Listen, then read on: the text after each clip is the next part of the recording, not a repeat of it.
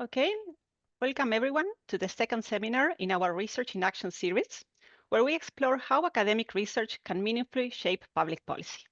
Today, we're joined by two great speakers with a wealth of experience in translating research into real-world impact. First, Mr. Michael Foley, Civic Engagement for Social Impact Manager at Trinity College Dublin, whose career spans applied social research, policy engagement, and innovation in public and patient involvement. Alongside him, Dr. Liz Farsaci, Program Manager at Trinity's PPI Ignite office, with a background in health policy and lived experience research, rich in teaching, policy, and international collaboration. Together, they'll share practical insights on building stronger connections between research, communities, and policymakers.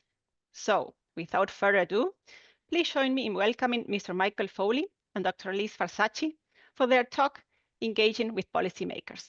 Thank you. Thank you very much, Luciana, and for that very nice introduction. As Luciana said, my name is Michael Foley. I'm the Civic Engagement Manager here in Trinity. And I'm Dr. Liz Farsaci. I'm the PPI Ignite Program Manager for here at Trinity as well.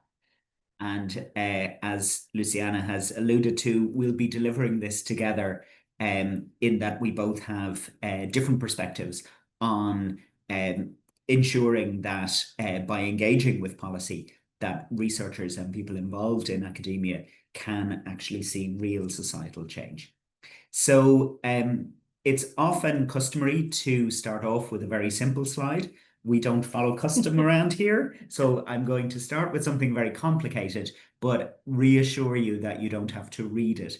What it is a lovely diagram that came out of the Policy Lab in the UK.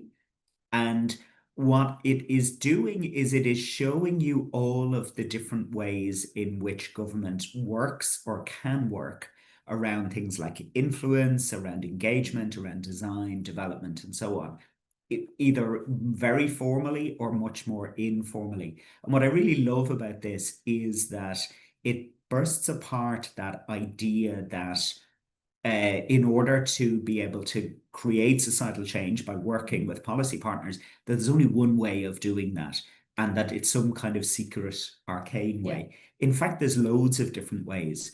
And in fact, you know, for people who are involved in health services, that being able to influence a standard is oftentimes just as useful as being able to get a line in a policy document or to get something mentioned in a piece of legislation.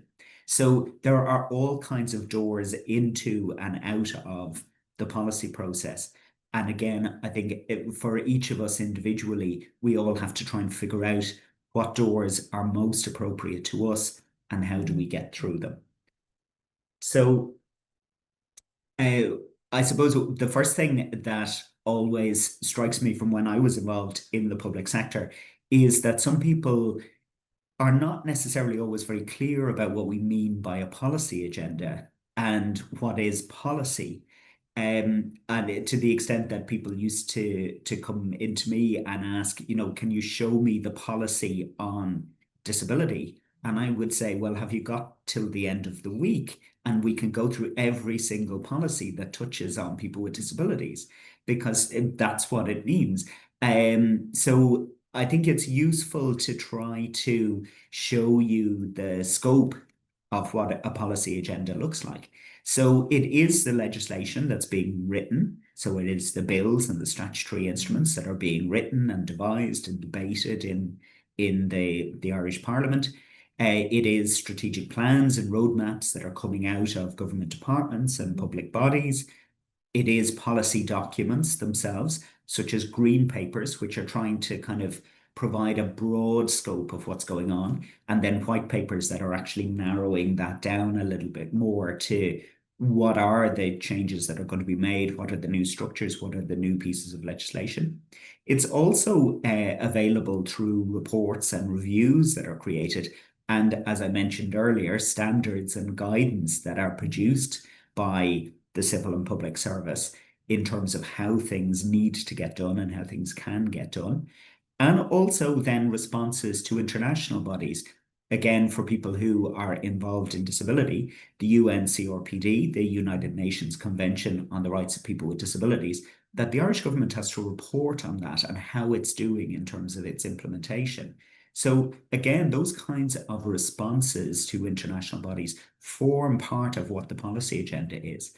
And I have a catch-all then at the end of whatever gets agreed at Cabinet as well. So even if it doesn't appear in legislation, even if it doesn't appear in policy documents or strategy plans or anything like that, that sometimes events can conspire to ensure that a response has to come, and what gets agreed becomes policy. So thankfully, while there is a lot of there's a lot of mystique, I think, around policy. Earlier this year, the Department of the Taoiseach created a guide to help people to understand how policy gets developed. And they called it Policy Handbook, in order to make it really clear that this is what this is.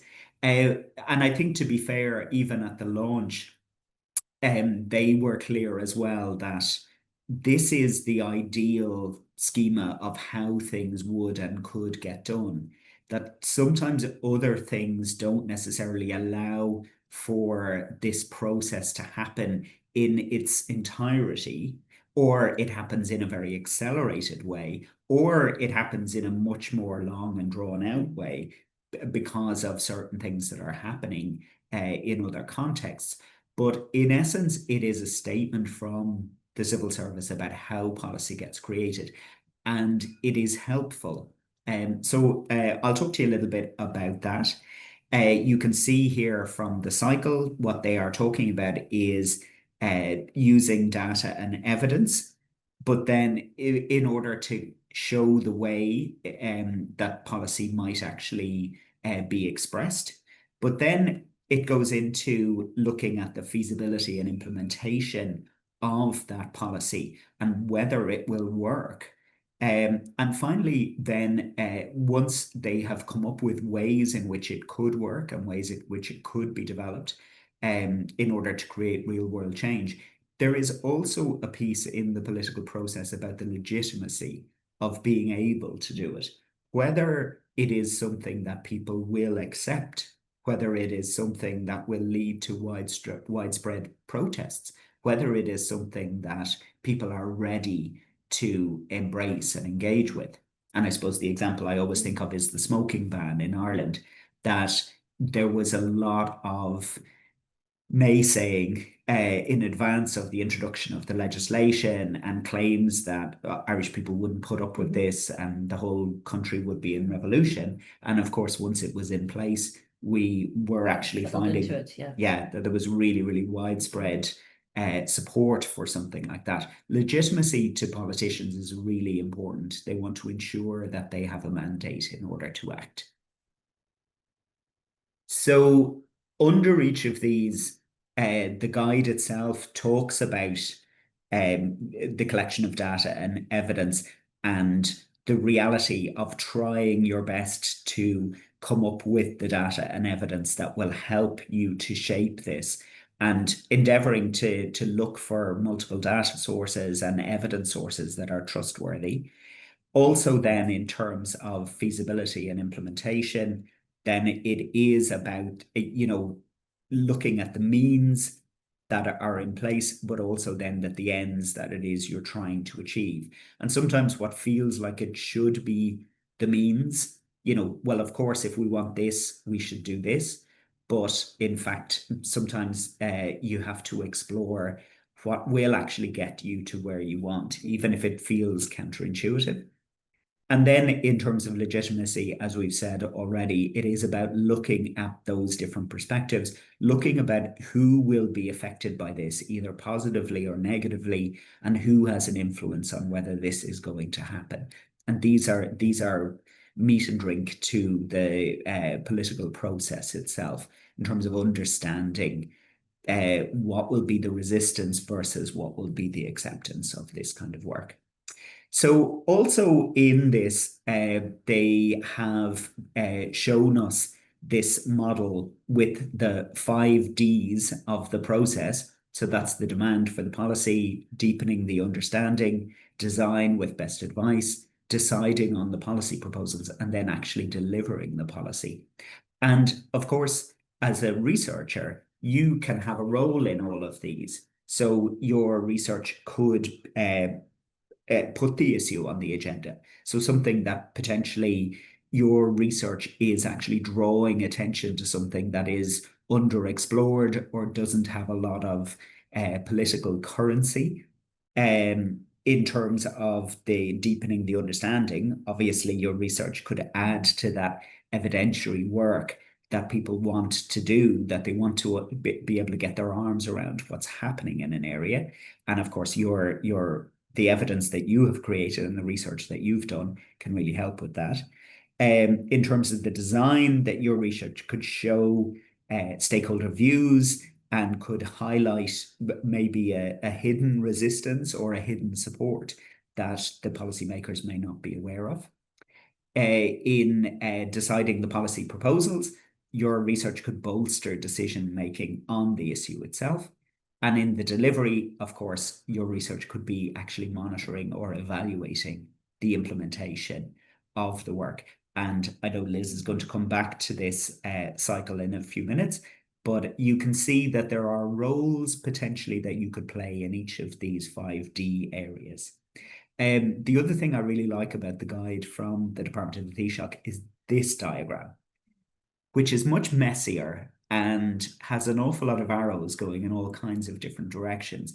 And the two things I really like about it is at the top, you can see that the programme for government is there as something that is driving what the government's mandate is, but also it's recognising that emerging issues or identified risks can also drive the agenda, and long-term planning can drive the agenda and the outcomes of those reviews that are consistently being done either internally within government or by agencies that are trusted by government, like the ESRI and people like that.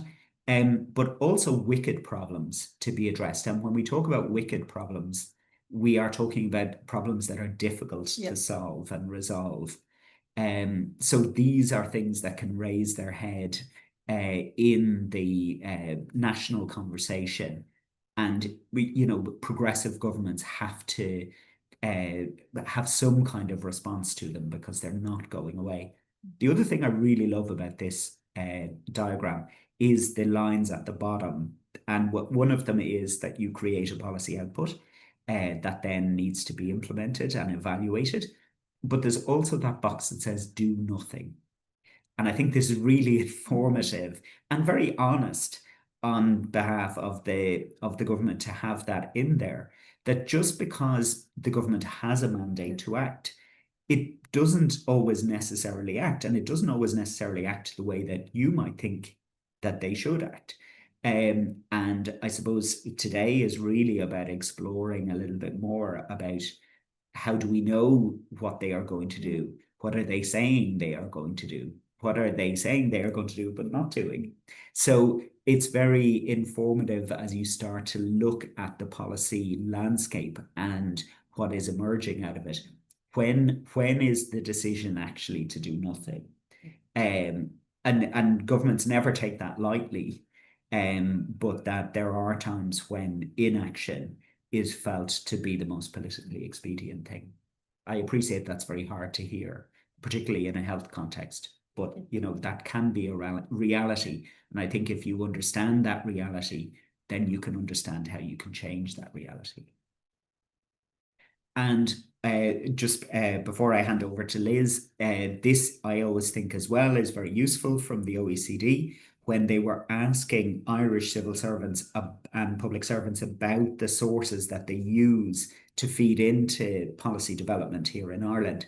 So you can see that the major thing that they use is the data that's in the department already, and information from the Central Statistics Office, obviously a very trusted source for them. 40% use academic sources. And to be honest, we're not even very clear in terms of whether that is somebody looking at 2 or 3 papers or whether it's somebody doing a systematic review. But 40% is certainly a figure that we could be working on. in order to make it easier for people to not only understand the academic output, but also to be able to engage it in a way that is useful for the policy process. Yeah. So, Liz, do you want to talk a little bit then about the 5D cycle then itself in terms of researchers? Absolutely. Thank you so much, Michael, and thanks for outlining it. And I think one of the really interesting things about a document like this is that it not only tells us where the government is in terms of their thinking and in terms of their, practice or where they'd like to be with practice, but it also kind of gives us an opportunity to see where we can kind of make the most change and where we can kind of influence and have influence and impact on policymakers. So I want to focus on these two areas, these two stages within this wheel, and those are deepening understanding and design with best advice. And I think most researchers can have the greatest influence in these two areas. And so I suppose I just want to kind of dig a bit deeper into each of those areas. In stage 2, under deepening understanding, this can consist of a few things. It can consist of reviewing. You can review existing data. You can evaluate data. You can also you can be involved in the commissioning of new data. So you can create that new data that then informs policy as it goes through this cycle. The other stage is designing with best advice, as they call it. And this is a really interesting area where researchers can also have a lot of influence and impact. In this stage, you can analyze policy options. For example, when Cilantro was being developed, researchers looked at that and kind of investigated what the best policy options were for that. You could also engage with stakeholders and build those relationships. We'll be talking about that in a minute. And then also you can make policy recommendations. So you can kind of use the research that you've already created or already investigated and then make recommendations based on that. So, but really the question is, so how can you do this, or how can you get to the stage where you are the researchers doing this? Because we all have great research projects, right? We all think our research project is going to save the world and, make the world a better place for everyone, but we aren't always connected to those policymakers, to those civil servants, where we can actually, our voice and our stories about our research can actually be there on the table. So how do we get to that stage? And the answer, one big answer, is building relationships and with policymakers, with civil servants. So building relationships is really key to all this at an institutional level, and those things happen at an institutional level. But in terms of individual researchers or research teams, we can also build these relationships. And these relationships are really important, and they do a couple of things. They not only help, they help us tell policymakers about our own research and what we're working on, but it gives us an opportunity to listen and to understand the research and the needs that policymakers and civil servants have, so that then we can go back and kind of base our research decisions or the grants that we apply for on this, so that we actually ensure or so we ensure that we are creating or providing evidence that actually provides a need, fills a need. The other thing is that these relationships are really important to develop, because it's not just about a specific research project or having a specific action or a specific research project in mind. Government departments do lots of other things as well, that they engage with the public in many different ways while they're trying to figure out or to determine policy. And these can include public consultations, focus group, public-patient partnerships, things like that. So these are also ways that we can be involved and help connect people and policymakers with people with lived experience, for example, with people who have an understanding of patient experience. We can kind of be involved in these different areas that isn't just us handing our research to policymakers. That being said, though, I think it is very important to always have a policy ready in your top drawer. And I think this is really important to think about. This really focuses the minds a lot, focused my mind when someone said this to me first time. is to really think about, if you could change anything, if you could have one thing that you wanted to change, what would that be? For example, my research background is in maternity care and then in Sláinte care and international health reform implementation. And I say that because those are both very broad areas. And really, it's really important, for me and for all of us doing research, is to really have that one thing that we want to change in our top drawer ready, and not just have that one thing, but have the evidence for that one thing and have it written out in a narrative. And maybe we can talk about this some other time, but have it written out in a narrative that actually speaks to policymakers. So don't necessarily have your review where you talk about your methodology, have it a policy written out with your recommendations backed up by evidence in a format that policymakers can actually understand. So that's definitely something to think about. And Michael now will talk more about how we can do that and how we can prepare ourselves for that. So I think, but just before we leave this, though, I think, Liz, people probably will be interested in, what does that actually look like? What does the policy in the drawer actually look like? So certainly we can get into that in the Q&A if people want to ask us about that, because I'm sure we probably both have ideas about what will work. And again, it's just really to reassure people, this is about your research, and based on your research. We're not talking about you looking at the window and deciding what's best for the country. It is actually about you using your research as a way to shine a light on a change that is needed. But anyway, like I said, we can talk about that in the Q&A if people are interested. But of course, the first thing is, how do we know what is the current policy situation? We know because the government tell us. They tell us over and over again what the current policy situation is.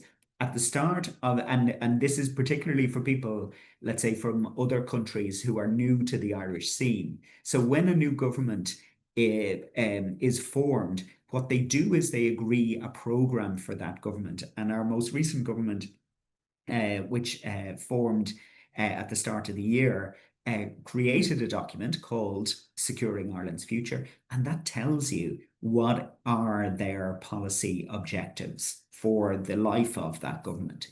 Now you can say, well, yeah, but like, things happen, and you've already said that things happen, and what if those objectives change? When you look at what is being asked and answered in the Dáil, in our Irish Parliament, in one of the houses of our Parliament, they will give you an update on where the current government position is on X or Y. So opposition TDs get to ask, let's say, about gender-based violence or intimate partner violence, and the government minister, or the Taoiseach, the Prime Minister of Ireland, has to respond and say, this is what we are doing. So there's always an opportunity to understand where they're up to in terms of those objectives and what is being achieved, what their timeline is. And that's all publicly available information on oireachtas.ie, which is the government website. And you can search the debates in order to see what gets mentioned, who gets taught, what gets talked about, and you can even watch the videos as well. So there's no excuse for imagining that this is all secret and behind closed doors. They are actively telling you over and over again what is their agenda. For you, in terms of becoming involved and becoming known to policymakers, there's lots of ways in which they want to engage with stakeholders. And you, as a researcher working in a particular area, are a stakeholder. You will find on gov.ie, which is the government's website, that there are constantly public consultations going on around strategies, around documents, around green papers, white papers, and reports. And they are actively looking for people with a perspective to respond to what they're proposing. And again, this is about the legitimacy. This is about understanding, are we doing it right? Are we doing this the right way? So that is something that you can do. And of course, once you have submitted something, they now can see that you are somebody who is interested in this area. And they may end up contacting you and saying, well, we're really interested in your your input on this. You've obviously done work in this area. Would you be willing to share it with us? Would you be willing to play a part in something else that we're running? And actually the image on the other side is one of those public convenings that came together around a particular health topic, where they did actually bring people into a room. Again, for people outside of Ireland, you may be aware that we've had citizen assemblies on a number of topics. Also, citizen juries have been run in Ireland and things like that. But these are opportunities to convene in order for citizens to have their say. And one thing that's happening at the moment, which I think is very timely, is that a lot of government departments are beefing up their research departments.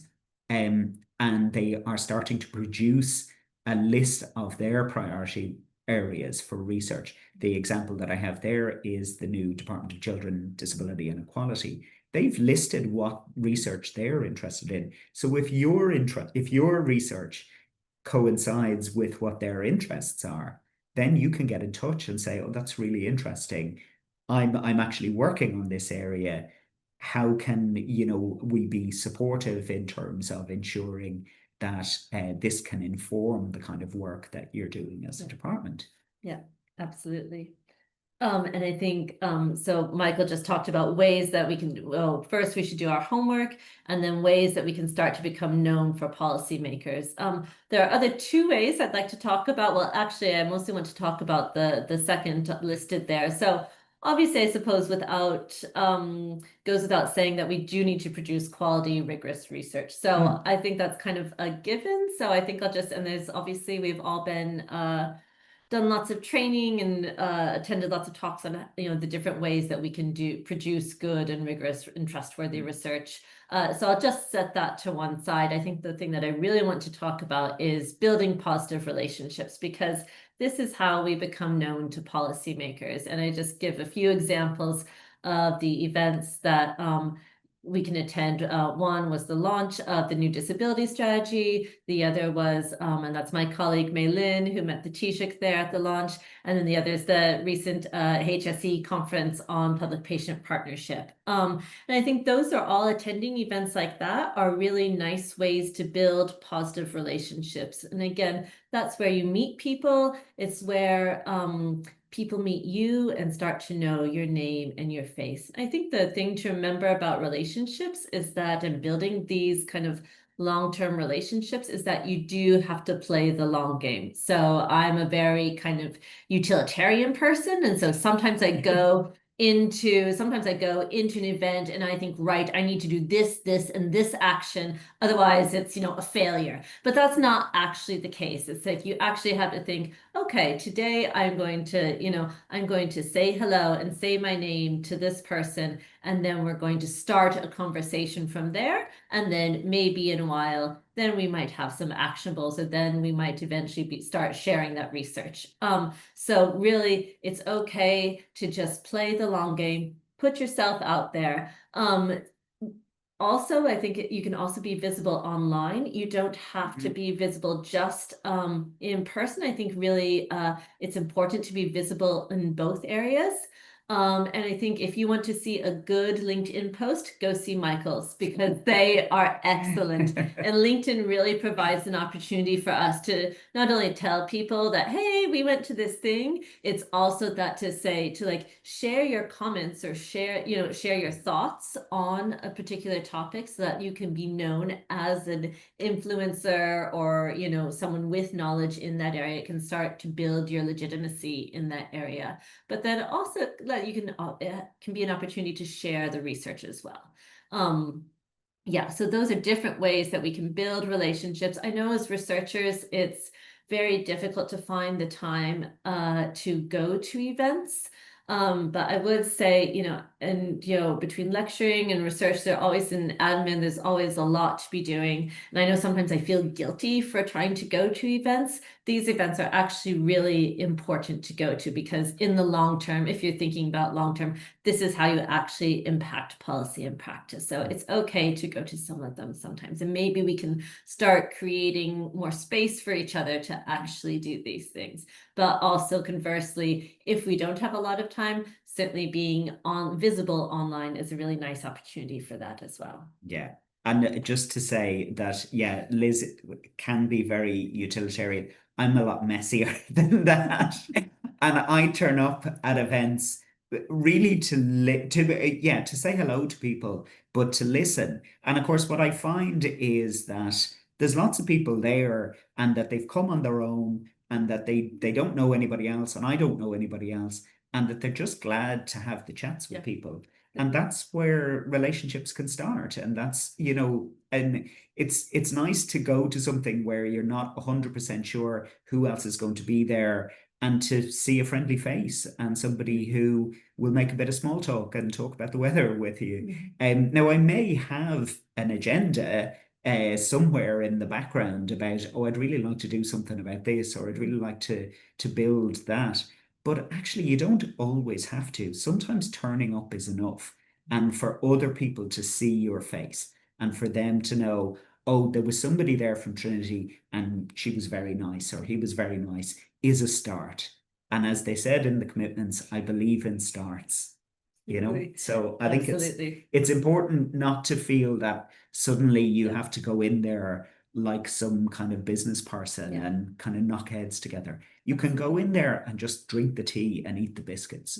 And that can be enough to start you off.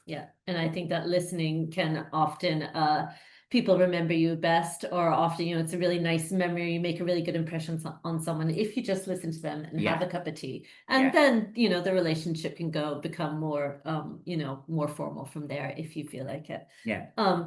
Yep, go on. So I suppose the thing about it is, and all the qual researchers will be going, oh, he's talking about positionality. And that's exactly what I'm talking about. Who are you in this situation? So in terms of your endeavors to work on policy and work with policymakers and policy shapers, who are you? Are you an evaluator? Are you a thorn in the side of the policy process? Are you a sage?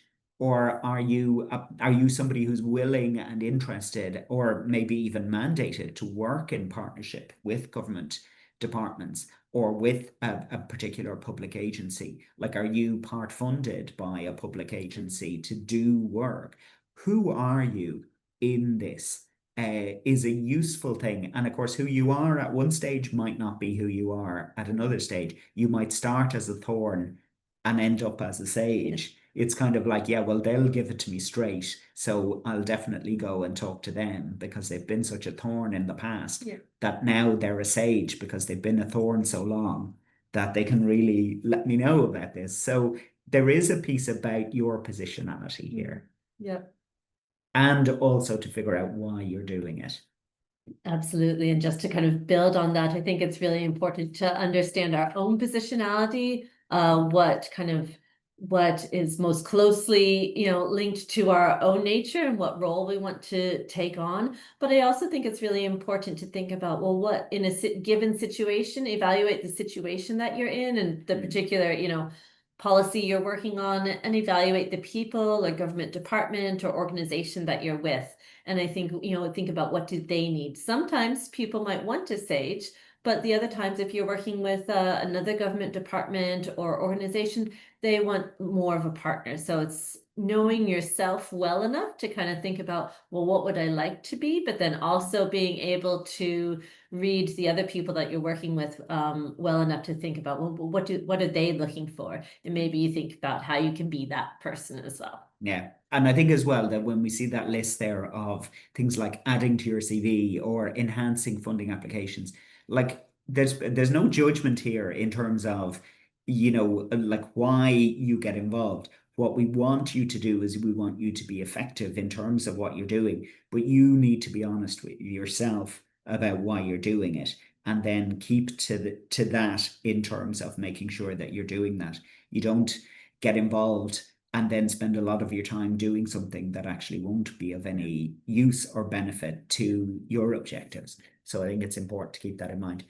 I'm not going to stop on this slide for very long, but it is to remind you, particularly if you're from outside of Ireland and you're coming to this for the first time, that we also have a very evolved local government process as well. Now, they don't have the same power as, let's say, if you were in Denmark or if you were in the Netherlands.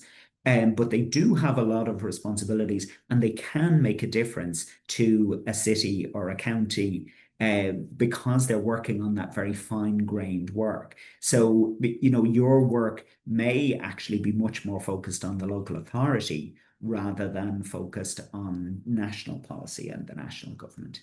Absolutely. And again, I won't spend too much time on this slide as well, because we wanted to focus on national policy and impacting national policy in this conversation. But I did want to include this slide because, of course, you can also have impact on clinical practice. And many of you know this, and many of you, I'm sure, have done this as well and been involved in this. But there are many opportunities for the ways in which we can impact and influence clinical policy and clinical practice. We've seen this in the maternity services in the UK a number of years ago. We saw it throughout COVID. We see this in vaccines and in cancer research as well. So I suppose it is we just wanted to acknowledge and mention that while we are focusing on national policy, there is, of course, this area that you can have a huge impact on. And I suppose finally, there's no academic talk about policy without including Kingdom's multiple streams framework. So again, I think this is interesting to think about, is that, and just to be aware of as well. And I think this is useful because it can help us figure out, well, when a policy can actually come in, when these three streams come together and there is this policy window. So of course you have the problem stream, which is when the public, this kind of goes back to both legitimacy, but then also raising aware that first stage, the first and final stage, I think, of that cycle that Michael talked about. So, it's the problem stream is when the public think an issue is important, that feeds into the politicians. The policy stream acknowledges proposals that are coming for change, that are coming from researchers, so that actual policy that we can be writing or we can be involved in. And then, of course, the political stream, which is very much when everything comes together and the public very much influences that. So I suppose I just wanted to highlight this, and we can reflect on this as well. When there is a policy window, that's when things really come together. But then also recognize when maybe it isn't a policy window. Maybe we need to focus on certain streams, but not other streams, or maybe, so it's finding what the policy windows are, but maybe recognizing when there aren't policy windows and either doing different work, or maybe changing a certain stream so that we can get to a policy window. So again, we just wanted to kind of touch on that. Yeah, and certainly we can go into this in the Q&A as well, that sometimes it's just bad timing. Yeah. Sometimes you're coming in with really interesting research at a time when the government has already done a huge amount of work on something and that they're ready to move on to something else. The policy window is closed for that at a particular time. I suppose I think back to marriage equality. It was like, once marriage equality happened, it was like, we've kind of done now. And of course they weren't. They were still developing policies in particular areas, but there certainly wasn't that kind of sense of national momentum that we had been feeling up until that point. And the final thing, I suppose, that I want to show you is this lovely continuum from Oliver, Catherine Oliver, who's writing over in the UK, because this is relevant to us as an institution as well. And really, she's talking about that idea of universities wanting to move away from purely just doing that linear stuff of, broadcasting, us kind of saying, well, this is my research and it's up to policymakers to figure out what that is. Or for policymakers coming and saying, well, ye have all of the answers, you tell us what we need to do. That actually it's moving away from that and into much more relational work, where researchers are building skills, decision makers and policymakers are building skills, and they are trying to develop professional partnerships so that they can benefit from one another's insights and one another's practice and one another's way of doing things. But ultimately, we have to try and do that at a systematic level. And, from the public sector, that is about creating strategic leadership. And we're starting to see that come through more and more in terms of the work that DeForest have been doing about encouraging research at a departmental level. In universities, we have to be looking at how we reward impact. And obviously, Trinity Research is doing a lot of work in this area. But also, we need to create infrastructure and posts. And our colleagues such as Anya Griffin and Fergus McAuliffe will be speaking to a lot of that, I suppose, at later seminars that we're coming into. But that is our presentation. So we're going to stop sharing now, and hopefully we have some questions coming in. Thank you, Michael and Liz, for a fantastic presentation. There was loads of information, a lot of valuable resources. I thought there was a lot of practical advice as well. I like what you said, Liz, about becoming a policy influencer online as well. That was, and as well, I found it very interesting what you said as well, Michael, about doing your homework, as well. I think there's a lot of information out there. So we have a few questions on the chat. I'll start reading those. And in the meantime, if people want to add questions, please do so. So the first question is, given the amount of Doyle presentations, PQs submitted, opposition questions, etc., are there key sources you will recommend at the best places to receive updates on the government's policies, positions, and progress? Also, could you recommend the best approach to find records of Doyle discussions on your own research topic?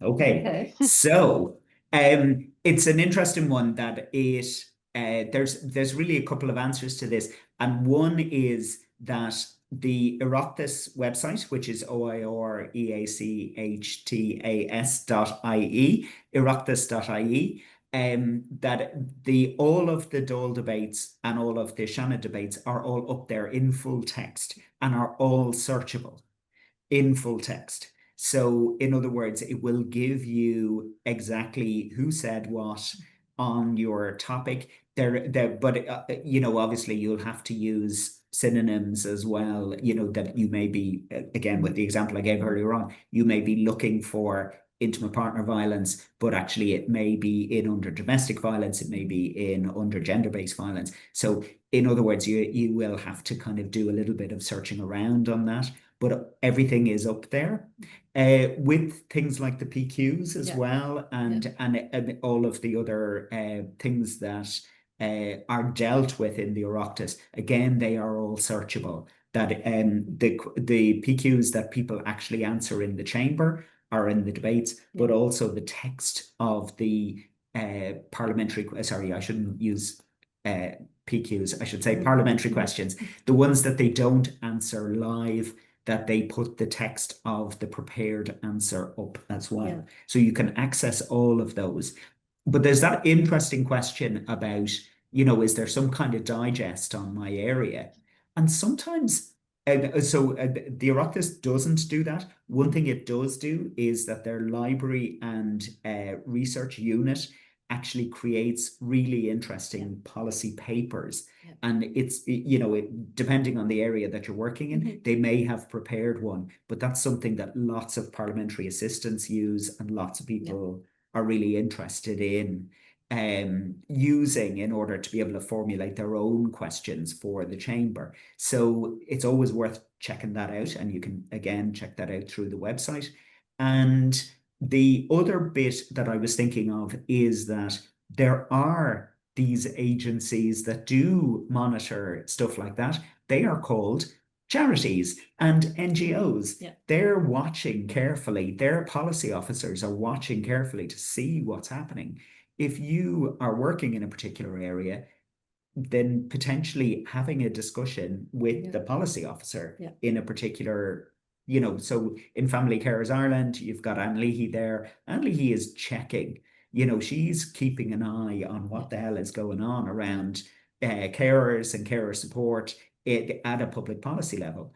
Being able to have a discussion with Anne and being able to read the kind of stuff that she's producing, either online or listening to her speaking in person, is really, really helpful in terms of giving you a perspective of what's happening. Yeah, National Women's Council is another one that keeps a lot. They're actually launching a new report on women's health in a couple of weeks. So they are keeping a very close eye on women's health issues. So that's another option. I think just building on that too, it gets back to these relationships, doesn't it? So there's all this online resources that you can have, these national online resources that are available to us. But I think also kind of keeping in touch with those policymakers, with TDs, with the civil servants, you know, if you have that personal connection with TDs, build on that, or simply your local councillors as well. They're often very open to kind of, they're trying to and particularly given, whatever their particular policy leaning is, they're very interested in certain issues. So kind of reaching out to them as well, along with the NGOs, and kind of building those relationships, because they will also be, the NGOs are also keen to kind of have you as a researcher know what's going on, so that potentially they could collaborate with you, or you could all influence policy together. So yeah. Thank you. So there's a bit of what you were saying of the homework, no? Maybe to block some time in your calendar every week to do that. Thank you. There's a lot of questions now, so I'll move on. So thank you for the presentation. Keep our answers short. Yes, we have a few that are coming fast. So as a first-year PhD student exploring health policy and health systems in the context of dementia in Ireland, do you have any top tips for how I might engage with policymakers in the early stages of my research journey? Oh, so in terms of dementia, so there is a national policy on that. We're both smiling because we both have involvement in this. That there is that national policy. There are TDs that are particularly interested in this. Is the committee still in operation? I'm not 100% sure. So in the Irish context, just so that you're aware, so we have the Dáil and we have the Seanad, but we also have committees, and these are a selection of TDs who sit in the Dáil or senators who sit in the Seanad, and they come together as a smaller group in order to discuss and debate particular issues. There has been a committee specifically around dementia. I'm not sure whether they are still meeting, but again, all of the details are up there. So in other words, that all of the people who submitted to that committee and who contributed to that committee will give you an idea of what's out there and what's in the context of things that are happening.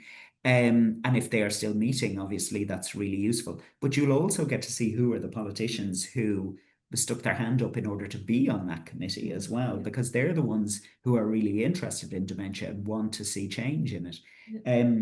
Sorry. I might also say you could also do that. I think that's a great idea. I think you could also, if you are a PhD student, you can start more locally as well. So talk to your supervisors. I don't know if you're here at Trinity or somewhere else, but talk to your supervisors, because they're probably working in this area, or at least have colleagues that are working in this area. So I know that seems like a really basic thing, but before, if you feel too much pressure going out and doing the big things, at least kind of check in with your supervisors or with other colleagues within your school, because they will often have been doing this work as well already. So yeah, you can, that's a much more local solution as well. You can kind of avenue you can pursue. And don't forget the wonderful and amazing Laura Philbeen in the Alzheimer's Society of Ireland, who is an absolute national treasure and is just amazing and wonderful. Always someone to contact. Always somebody to contact.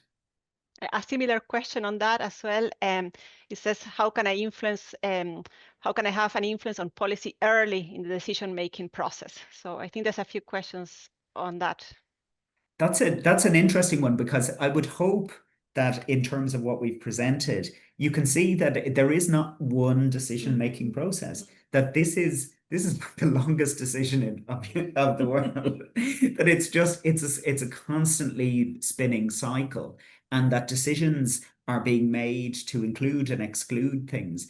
I think there is that bit about it, like, how do I get in there early in order to be able to shape things? But that doesn't necessarily mean that you're going to be there at the very end. And that's why we're focused on relationships. If you're focused on relationships, they'll come back to you and they'll say, oh, we've gotten up as far as this. What does that look like to you? Does that sound like it's going to work or not? So that's why relationships are important. Yes, you can, submit some kind of document on something, but the relationship means that you're still in the game all the way through to the final whistle. And so if you want to be involved at the early stages of things, there is that piece about getting to know who else is on the pitch at the start. Yeah, and again, kind of thinking of the long game too. So if you're starting now from scratch, you're building up, you may not be, at the start of things right now, but like in 5 years' time, so in the next government, you might be at the start then. So I think it's kind of thinking long-term too. So building now, but then also not pressuring yourself that you have to be in right now, because it could happen again in 5 years. Yeah, it probably will happen again in 5 years. It definitely will happen again in 5 years. But as well, I think, as you said, it's playing the long game. That's what we mean by that. It is a thing that there's always beginnings. There's always more beginnings. The world does not stand still, and policy does not stand still. Everything is constantly in a cycle. And I think you can also be involved in implementation. So if a strategy just came out that you think, oh God, I should have actually been on that, and you're kicking yourself for that, you don't. Yes, that happened, but actually then you can actually be involved in the implementation stage, which is actually in a way just as, I would certainly say is just as important as well. So there's different stages as well that you can be in on the beginning of. Okay, I'll have to move fast now because there's quite a few. Okay. So just in terms, maybe in relation to the relationships you were saying and building that, how do you feel about policy briefs? Would that fit with the relationship? Is opposite or? I have a lot of feelings about policy briefs. The policy, but now, I think a policy brief is great. However, it is not the outcome. The policy brief is not the outcome. The policy brief is a tool that you are using. So, and I think that was that thing about what's actually in your top drawer. You can have a policy brief in your top drawer, but who's going to use it? How are they going to use it? How are they even going to know that it exists? So yes, do a policy brief because it helps you to do that contextual piece about what's happening in the wider policy context and how does my research actually fit into that. But then you have to actually use it. You have to make sure that it gets into the hands of people who can use it. Yeah. Yeah. And I was at a talk yesterday where the presenter was talking about focusing on the message, the audience, and who the messenger is. And I think it's really important with a policy brief to think about who your audience is when you're creating that. We are not right. A policy brief is not for the academic community. And so in a policy brief, we'll focus on things that policymakers might actually find interesting, not necessarily the hermeneutics of our methodology or, whatever. So I think knowing your audience, having a good policy brief, with robust evidence or backed up by robust evidence, but it is a communication tool that then you kind of say to the policymaker, this is what I think we should work on. How can we work on this together? Okay, so you might have addressed this already, but another question says, would love to hear more about developing a top drawer policy. So maybe you have touched on that. There's a thank you messages, and then who to ask, is there policy stream windows to influence policy that is already in use? So who to ask, is there policy stream windows to influence policy that is already in use? Yeah, so I think you've already touched on this, Liz. It's that idea that once a policy is getting implemented, then it's under scrutiny. It's under scrutiny by opposition politicians, it's under scrutiny by NGOs, it's under scrutiny by people who are not being served by that. And so that is a place where potentially that you can have an impact. You can also have an impact in terms of the kind of monitoring that is done by the public sector on, is this actually achieving the outcomes that we thought it would back when we were doing the planning? You may be involved in implementation science. And that is actually very useful and interesting to civil and public servants for somebody to come in and say, okay, if this policy is going to work, have you thought about X, Y, and Z? Yeah. So I think there's loads of spaces that you can be involved. But as Liz has said, the wheel keeps spinning. Yeah, and I think too, there's a lot of the policy streams or all these different streams with that, create a policy window, we actually don't have control over them. Yeah. These are within public, even if we, are a big influencer and can influence lots of powerful people, we actually don't, You know, these are kind of things that are nebulous and kind of have to do with society as a whole and not really under our control. So, you know, we can pay attention. So I think we can't control when the policy streams happen, but we can control what we can do about them when they are happening. So we can pay attention to have everything ready, you know, that we've done our research and pay attention to when they happen, or also what phase they are at, whether it's all about to kick off, or again, whether it's the implementation stage, or maybe it's the reflection stage as well, and the evaluation stage. So so it's all about, you know, we can't control the policy at this different streams, the problem streams, but we can control what we have and how prepared we are. Thank you. So different question here. If reaching out to an individual politician on policy in your specialty, for example, a member of the health committee, a good idea, or is that considered lobbying? Oh, this is so. There's legislation in Ireland. This might be coming from somebody who isn't familiar with the Irish system. That there is legislation in Ireland that governs lobbying. Lobbying. Sometimes when people use the word lobbying, they use it as if it's a bad thing. But the Irish governmental system works on lobbying, if you want to use that as a term. And actually, one of the academics over in Arts, Humanities and Social Science was very involved in the development of the Irish lobbying infrastructure. So it's fine to be able to engage with people, but if it does fall into what is considered lobbying, then there is a register there that people can actually register that lobbying on. So it's not about that lobbying is a bad thing in the context of policy. It's about whether it is clear who is lobbying and how. So I think that's really useful. On the other side to it, I mean, the first question about whether is it a good or a bad idea to engage with politicians, that very much depends. And it depends on who you are and what it is that you want to do. Sometimes it is useful and important to be able to engage with politicians, but to know that they are coming from a particular context and to know how it's different from dealing with and working with civil and public servants. So there's almost like a whole other hour to try and figure out what the difference is between those things.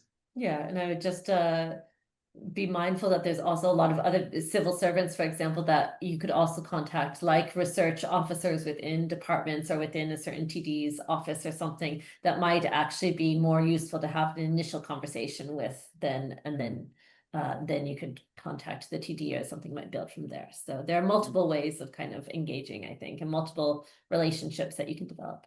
Yeah. Thank you. So yeah, there's a few questions on the policy brief and how to write that and how to connect. So I think you have addressed all of those issues. And maybe just the last question then, is the implementation stage not about directing people on how to implement the policy? Is there any room to disagree with the policy if you're nominated to facilitate the implementation? So there's two questions in one. Is the implementation stage not about directing people on how to implement the policy? And is there any room to disagree with the policy if you're nominated to facilitate the implementation? So I've always jumped in to be the first person. Do you want to? Okay. Yeah. So I think that there is a bit where but I don't want to create a kind of an expectation that suddenly a policy gets written and the politicians or the civil servants or public servants would turn around to a researcher and say, now it's up to you to implement it. It is about, I would hope, in order to clarify this, what we're talking about is that in the implementation of a policy, there is still discussion to be had about how is it being implemented? Is it having the effect that it was intended to have? What are the unintended consequences of the policy? So as researchers, we can either become or be part of the commentary about that. And we can do that in a disinterested way. So in other words, we can highlight the things that are working as well as the things that aren't working. But it doesn't mean that once the policy is actually being implemented by the agencies that are involved, it doesn't mean that, you know, we're now no longer interested in it, because the kind of commentary that we have now can shape up for what is the next policy that is being developed in this area. And I think there's opportunity, particularly in long-term strategies. So like the national maternity strategy, that's a 10-year implementation, has a 10-year implementation stage. Launch care has 10 years. So there's plenty of scope, and those have both evolved in practice as you kind of implement them. So I think there's plenty of scope, and actually there's research being done. There's lots of research nationally and internationally on how policies, those long-term policies, are implemented. I think those are all provide opportunities for us, as you said, Michael, to have that evaluation and commentary kind of role to play those roles. Okay, thank you. So it's 1 o'clock. So I just want to thank you so much, Michael and Liz, for a fantastic presentation full of insights, loads of resources, a lot of things to think about. And I think there's a lot in there, a lot of the material you gave for people to go then and read more and explore more. And the slides will be shared as well, I think, so you can get them together with the recording of the presentation. So I just want to remind you of our next session in this seminar series. The next session is by Professor Catherine Komisky, and it will take place on the 6th of November from 12 to 1. So thanks so much, everyone. Thank you so much. Thank you all very much.